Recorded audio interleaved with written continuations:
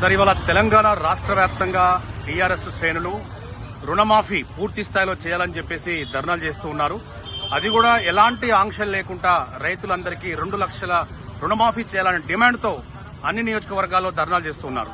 ఒక టీఆర్ఎస్ శ్రేణుగా దీనిపై మీరేమంటారు? జై స్వరాజ్య టీవీకి కవరేజ్ వచ్చినందుకు ధన్యవాదాలు తెలుపుతూ ఈ రోజు రైతులకు సంబంధించి ఏదైతే కాంగ్రెస్ ప్రభుత్వం మోసం చేస్తున్నదో ఆ మోసానికి నిరసనగా ఈ రోజు మేము ఇక్కడ నిరసన కార్యక్రమం చేయడం జరిగింది. దాస్య వినయాన్ని ఆధ్వర్యంలో మా జిల్లా అధ్యక్షులు, అదేవిధంగా వీళ్ళు ఏదైతే అధికారం వచ్చిన తర్వాత రైతు రుణమాఫీ విషయంలో వీళ్ళు ఏ విధమైన హామీ ఇచ్చిళ్ళు, ఇప్పుడు ఏ విధంగా చేస్తున్నారన్నది రైతులు అందరూ స్పష్టంగా తెలుస్తున్నది.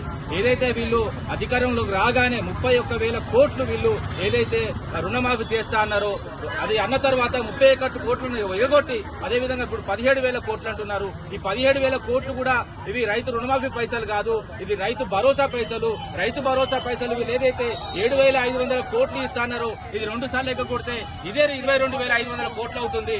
ఈ 22,500 కోట్లను ఎగ్గొట్టి ఈ రైతు భరోసా డబ్బుల్నే ఇటు తర్జుమా చేసి రైతులను ఏ విధంగా మోసం చేసినట్టు పెట్టుబడి సీజన్, పెట్టుబడి ఇవ్వాల్సిన అవసరం ఉంది. రైతులకు ఏదైనా పెట్టుబడి కావాలి, పెట్టుబడి ఇవ్వకుండా ఏదైతే ఇప్పుడు రైతులను అప్పులలో నెడుతున్నారో, ఇదైతే ఇప్పుడు బ్యాంకులకు ఏదైతే కాంగ్రెస్ ప్రభుత్వం బ్యాంకుకు ఏజెంట్ గా పనిచేసి ముక్కు పిండి వసూలు చేస్తుందో డబ్బులు ఏదైతే రుణాలకు సంబంధించి, అదేవిధంగా మార్టిగేజ్ లోన్స్ కానీ గోల్డ్ లోన్స్ కానీ ఇవన్నీ వసూలు చేస్తూ ఒక బ్యాంకులకు కాంగ్రెస్ ప్రభుత్వం ఏజెంట్ గా పనిచేస్తుంది.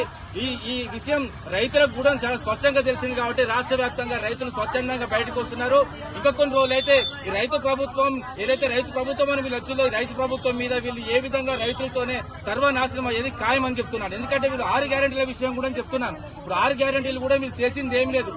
రాష్ట్రంలో ఇప్పుడు 5 గ్యారెంటీలు అమలు అవుతున్నాయి. ఎందుకంటే వాళ్ళ బ్రదర్స్ 5గురు ఈ 5 ఏళ్లలో వాళ్ళ 5 అన్నదమ్ములు మాత్రం గ్యారెంటీగా బాగుపడతారు తప్ప ప్రజలు ఎవరు బాగుపడరు, రైతులు ఎవరు బాగుపడరు. అదేవిధంగా విద్యార్థులకు వీలైతే 5 లక్షల గ్యారెంటీ కార్డు ఇస్తున్నారు, 5 గ్యారెంటీ కార్డు లేవు. అదేవిధంగా విదేశీ విద్యకు 20 లక్షలు ఇస్తున్నారు. ఒక్క విద్యార్థికి ఇప్పుడు వచ్చి 9 నెలలు అవుతుంది. ఒక్క విద్యార్థికి కూడా మీరు 9 ఏదైతే 25 లక్షలు ఇచ్చింది లేదు. మేము ప్రభుత్వం ఉన్నప్పుడు 20 లక్షలు ఇచ్చి అదేవిధంగా కులాలకు సంబంధించిన ఏదైతే బీసీ సంబంధ వర్గాలకు ఏదైతే విద్యార్థులు చదివితే ఆ విద్యార్థులను మేము ఫారెన్ పంపినాం. అదేవిధంగా కుల వృత్తులను కాపాడినాం. ఇప్పుడు కుల వృత్తులను కూడా వీళ్ళు ఏ విధంగా కూడా ప్రోత్సహించట్లేదు. గొర్రెలు కాదు కదా గొర్రెలను కాపాడే మేకలు కూడా ఇవ్వట్లేదు. అదేవిధంగా చేపలు కాదు కదా ఆ చేపలకు సంబంధించిన కనీసం వాటికి ఎరువులు కూడా ఇవ్వట్లేదు. అంతా దగా మోసం అంతే తప్ప ఈ ప్రభుత్వం వచ్చిన తర్వాత ఏదైతే వీళ్ళు 6 గ్యారెంటీలు చేస్తారని ప్రభుత్వం వచ్చిన తర్వాత మాయ మాటలు చెప్పి ప్రజల మోసం చేసింది తప్ప ప్రజలకు వీళ్ళు చేసింది ఏం లేదని ఈ విధంగా తెలియజేస్తున్నారు. సరే, ఇప్పుడు రాజీవ్ గాంధీ విగ్రహం విషయంలో కొంత కాంట్రవర్సీ తెలంగాణ రాష్ట్ర వ్యాప్తంగా జరుగుతా ఉంది. ఇక్కడ కేటీఆర్ గారు అంటున్నారు, మా పార్టీ అధికారంలోకి వచ్చిన తర్వాత మొదటి రోజే రాజీవ్ గాంధీ విగ్రహాన్ని తొలగిస్తామని. అటు రేవంత్ రెడ్డి గారు కూడా ఆ విగ్రహాన్ని తాకిచూడు మేమంటే ఏందో తెలుస్తామని చెప్పి కొద్దిగా వార్నింగ్లు ఇరుపక్షాలు ఇచ్చుకుంటూ ఉన్నారు. దీనిపై టీఆర్ఎస్ సీనియర్ కార్యకర్తగా ఎలా స్పందిస్తారు? త్యాగాల పునాది మీద ఏర్పడ్డ తెలంగాణ అసలు కొట్లాడిందే మీ మీద, కాంగ్రెస్ ప్రభుత్వం మీద. దాదాపు 60 ఏళ్ల ఇలా ఇదైతే మోసం తెలంగాణ చేసిన మోసం మీదనే మేము ఏ విధంగా నిధుల విషయంలో ఏదైతే ఉద్యోగాల విషయంలో మోసం చేసిందో ఆ విషయంలో కాంగ్రెస్ తో కొట్లాడడం జరిగింది. అదే కాంగ్రెస్ 69లో 369 సౌలకు కారణం, అదే మలిదేశ ఉద్యమంలో 1200 సౌలకు కారణం.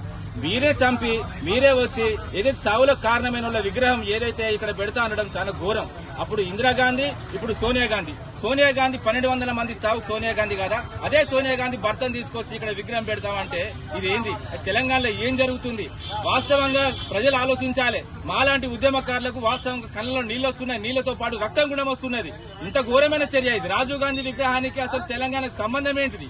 ఖచ్చితంగా మా ప్రభుత్వం రాగానే ఖచ్చితంగా ఆ విగ్రహాన్ని ఖచ్చితంగా నిలమట్టం చేస్తాం. ఒకవేళ ఇప్పుడు పెట్టాలని చూసినా కూడా మేము ఏ విధంగా మా నిరసనలు ఉంటాయో మీకు ఖచ్చితంగా మీకు రానున్న రోజులు ముందు వస్తారు. ఇక్కడ రేవంత్ రెడ్డి గారు మరొక విధంగా ఏమంటున్నారంటే, మన రాజీవ్ గాంధీ విగ్రహం ప్లేస్ లో కేసీఆర్ విగ్రహం పెట్టాలనుకుంటున్నారు. కేసీఆర్ సచ్చేది ఎప్పుడు, ఆ విగ్రహం పెట్టేది ఎప్పుడు కొద్దిగా వ్యంగ్యంగా వాడేదేస్తాడు వాందే గాంధీ భవన్ ముందు పెడతారు. 100% వాంది గాంధీ భవన్ ముందు ఏదైతే విగ్రహం పెట్టే రోజులు ముందు వస్తాయి.